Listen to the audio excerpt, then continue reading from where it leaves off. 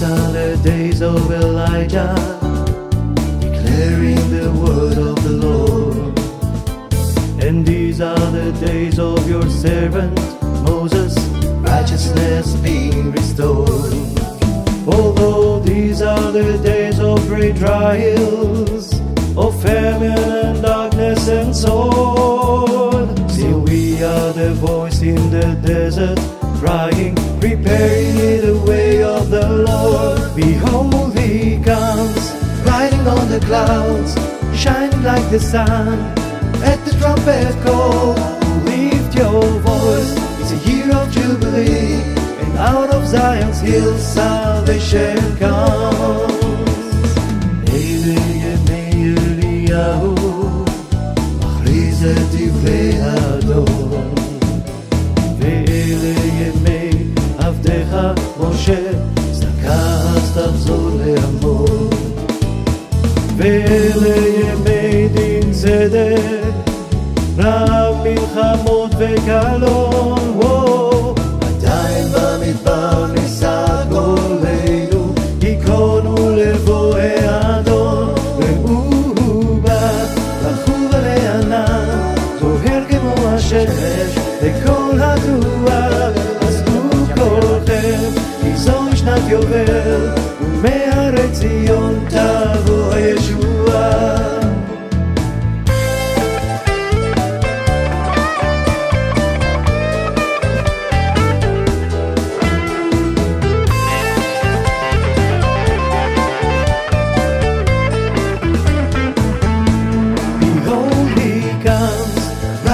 The clouds shining like the sun. At the trumpet call, lift your voice, it's a year of jubilee, and out of Zion's hill salvation comes. And these are the days of Ezekiel, the dry bones becoming his flesh. And these are. Cuando ayer tuvimos la reunión en el hotel, ¿se acuerdan? Yo les dije que aprendieran un número, que era el 2, 4, 5, 6, 6, 9, 11. En esos 7 números o capítulos podéis encontrar las 7 señales o milagros que Juan escogió para presentar a Jesús de 7 formas diferentes, ¿de acuerdo?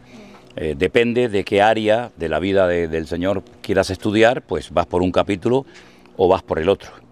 Gracias a Juan capítulo 5 encontramos qué fue lo que pasó aquí en la época del Señor Jesús. Este es el famoso estanque de Betesda, donde dice en Juan capítulo 5 que aquí había una multitud de enfermos, de cojos, de gente necesitada, que esperaban el movimiento del agua, porque por lo visto de vez en cuando bajaba un ángel, movía el agua, y el primero que se metía era sanado.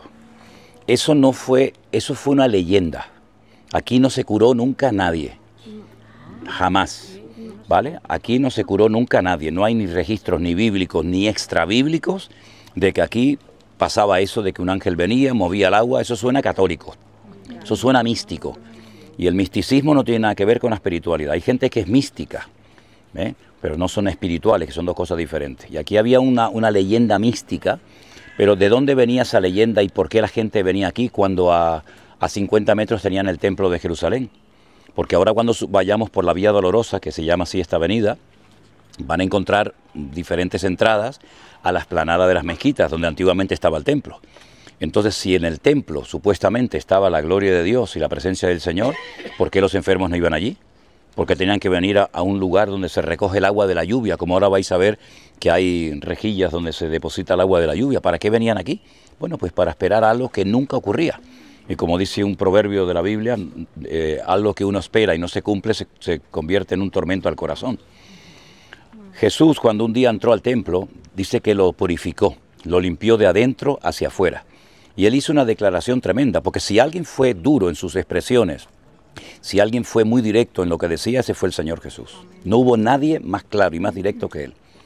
Imagina que alguien se te quedara mirando la cara y te dijera, tú eres un hijo del diablo. Pues Jesús lo hizo. Jesús lo hizo. Nosotros somos hijos de Abraham. Le dijeron un grupo de judíos una vez a Jesús, dice, ¿sí? ¿Ustedes son hijos de Abraham? Si ustedes fueran hijos de Abraham, ustedes creerían en mí, porque Abraham vio mis días y se gozó.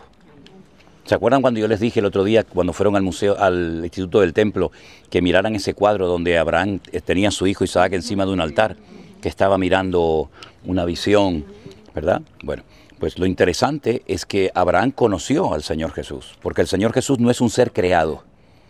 Hay gente que tiene un concepto distorsionado de quién es verdaderamente Jesús. Por eso muchas veces me da cierto temor, cierto reparo, preguntarle a una persona, ¿tú crees en Jesús? Aquí te vas a encontrar mucha gente y dices, yo en Jesús, sí, claro, creo.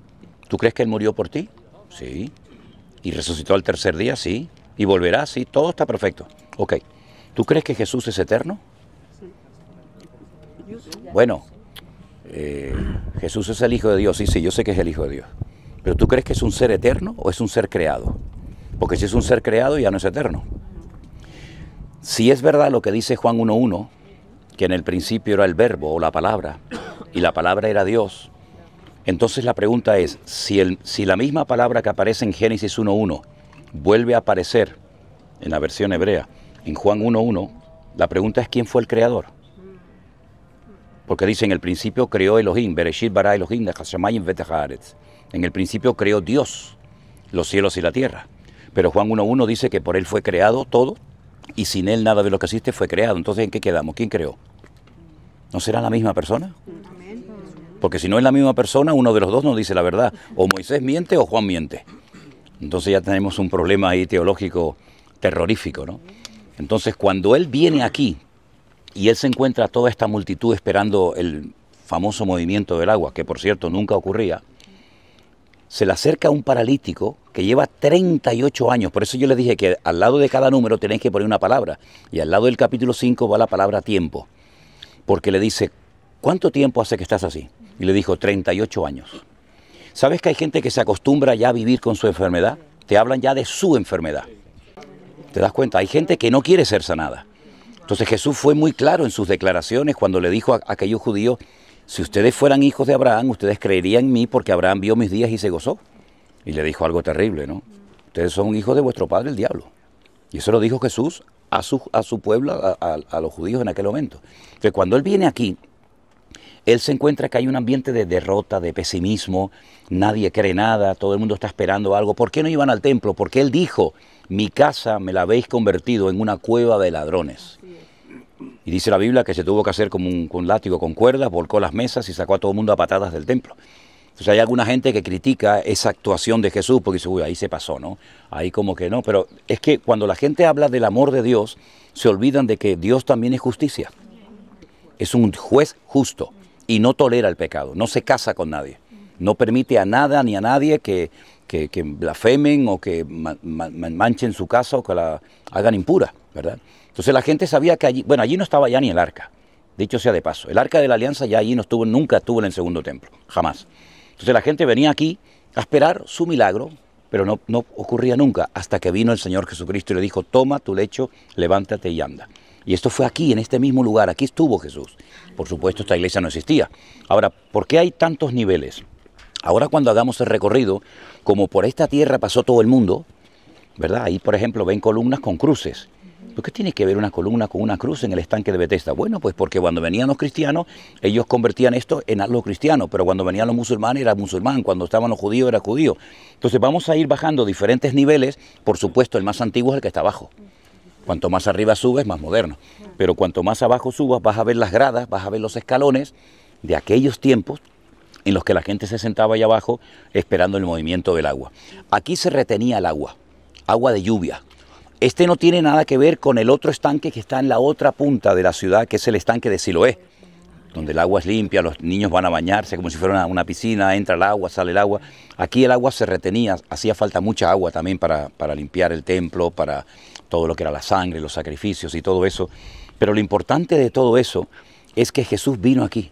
Pero ¿saben lo que a mí me llama la atención de este milagro? Dice que había una multitud. De repente ven a uno que seguramente era el que más tiempo llevaba, que se levanta y camina. Oye, ¿por qué no fueron todos y le dice, oye, cúrame a mí también, sáname a mí también? Todo el mundo estaba acomodado. Todo el mundo estaba en su sitio. Entonces, ¿qué hace el hombre? El hombre se va al templo. Y entonces le dice el Señor al día siguiente, ¿tú crees en el Mesías?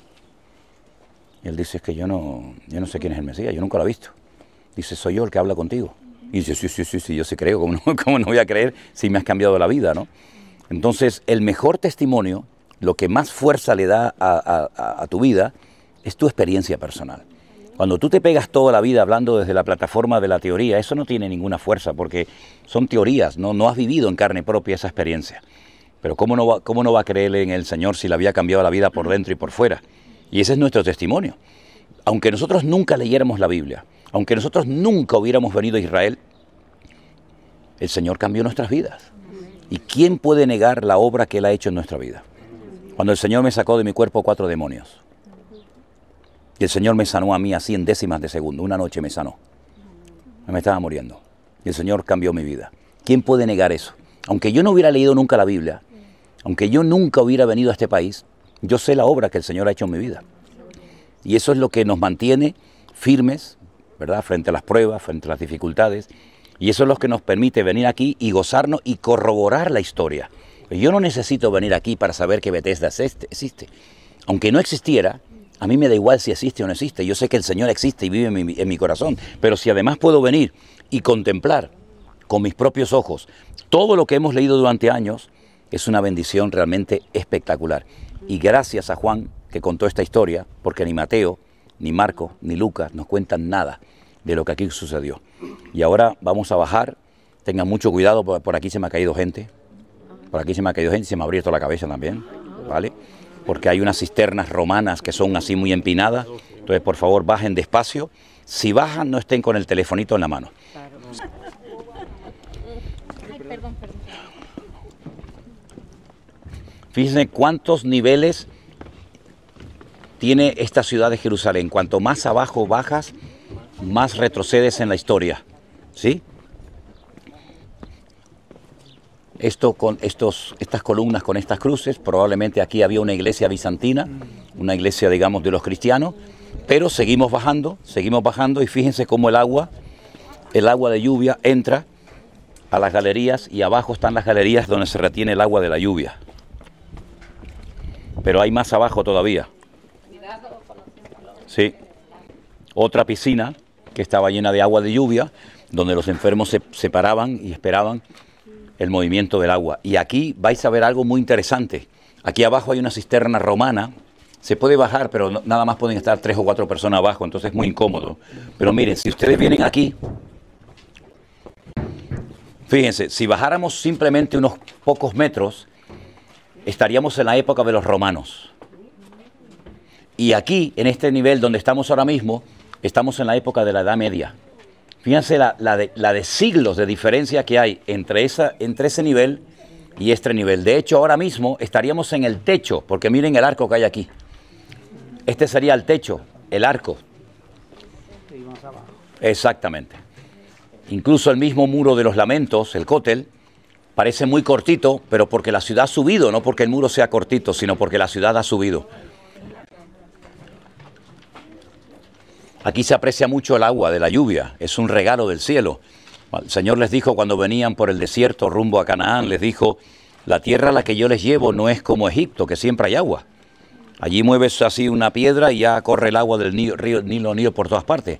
A la tierra que yo les llevo, pues tendrán que orar y portarse bien para que caiga la lluvia temprana y la lluvia tardía. Así que aquí el agua es un tesoro, es un valor incalculable, ¿verdad? Vamos por aquí. Cuidado con la cabeza, los saltos.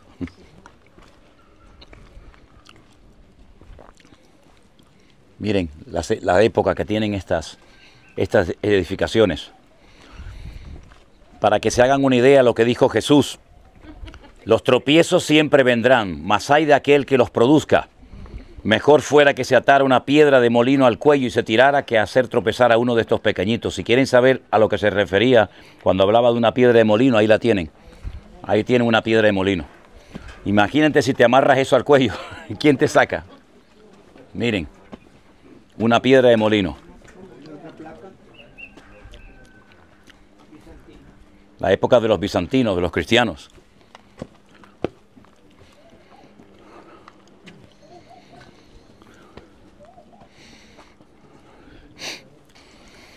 Miren las escaleras que hay ahí abajo, ¿se dan cuenta?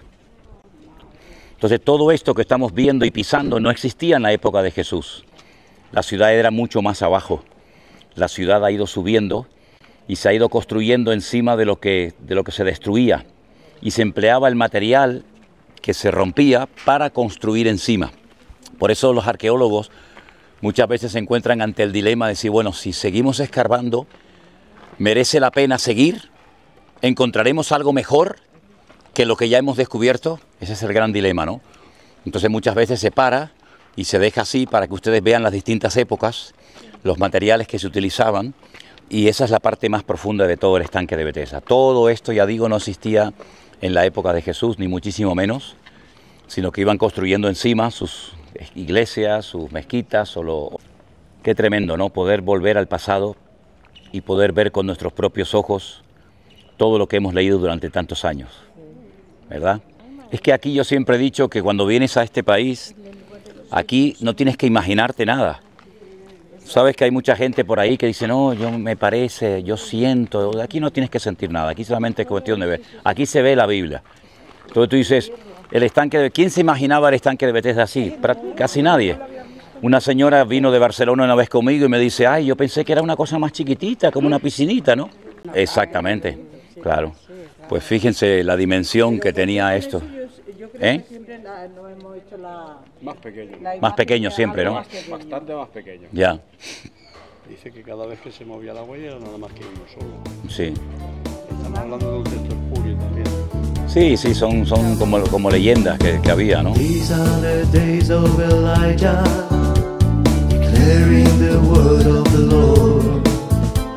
And these are the days of your servant Moses, righteousness being restored.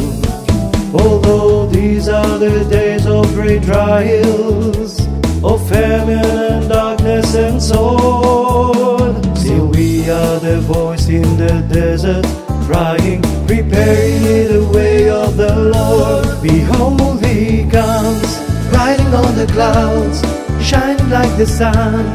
At the trumpet call, lift your voice. It's a year of jubilee, and out of Zion's hill salvation comes. Eliyahu, achrizet divrei Adon, ve'eliyemei avdecha Moshe, zakaz tachzor le'amor. Necesariamente. A veces la palabra ángel, muchas veces es el enviado del Señor. El enviado. Por ejemplo, cuando dice, hay un pasaje en la Biblia que dice que cuando Jacob viene de la casa de Labán, después de haber estado más de 20 años allí trabajando, y va a encontrarse con su hermano Esaú, la Biblia dice que le salieron ángeles en el encuentro, en el versículo 1. Pero el versículo 2 dice que él envió mensajeros, y es la misma palabra, exactamente la misma. El versículo 1 dice, le salieron malajín, y después dice que él envió malajín al encuentro con su hermano. Entonces, por el contexto, uno tiene que saber de qué se trata, si verdaderamente son enviados, son personas de carne y hueso que fueron, o fueron realmente ángeles. Es que en la Biblia hay muchísimos términos, digamos, que son polivalentes. Por ejemplo, el nombre Elohim, que es el primer nombre que aparece en la Biblia, ¿no? En el principio creó Elohim. Sin embargo, después cuando vas a los 10 mandamientos, vuelve otra vez a aparecer, pero no en la connotación del Dios creador, sino dice, Lo yiyeh leja Elohim al panay, no tendrás dioses ajenos delante de ti. ¿Cómo se dice dioses? Elohim. Pero es que Elohim es un nombre de Dios, sí, pero depende de dónde lo leas. Te está hablando del nombre de Dios, o referencia al Dios vivo y verdadero, o te está hablando de los dioses falsos, de madera, de plata o de oro, ¿no? Entonces, en la Biblia, el contexto es muy importante. De hecho, hay una regla de la hermenéutica. La hermenéutica es la ciencia para la correcta interpretación de los textos bíblicos. Y una de las reglas, hay muchas, pero una de las reglas dice que un texto fuera del contexto forma un pretexto. Entonces, si tú picas y sacas unas palabras fuera del contexto, tú puedes crear toda una idea, toda una doctrina, toda una teología, pero que después la encajas dentro del contexto de lo que quiso decir, por qué se dijo, quién lo dijo, a quién se le dijo. Por ejemplo, hay mucha gente que dice, no, es que Dios me habló. Y yo me gusta preguntarle muchas veces a la gente, no, es que Dios me dijo. Y yo le digo, ¿cómo te lo dijo? ¿Cómo? Digo, ¿cómo te lo dijo? ¿Me estás diciendo que Dios te habló? ¿Cómo te lo dijo? Bueno, yo oré, abrí la Biblia, hice así, y entonces leí y digo, sí, pero eso no te lo dijo el Señor a ti. ¿Cómo que no? Digo, no. Hay cosas que en la Biblia están para darte una información genérica de cómo Dios actúa y habla. Pero hay cosas que Dios se lo dijo concretamente a una persona. Sal de tu tierra y tu parentela. Sí, pero es que yo vivo en las Islas Canarias, ahora tengo que salir todo. No, es que a ti no te ha dicho Dios eso. Eso se lo dijo a Abraham. Y de ahí tienes que sacar una aplicación y tal. Pero cuando tú te tomas literalmente palabras que no son para ti, puedes cometer gravísimas equivocaciones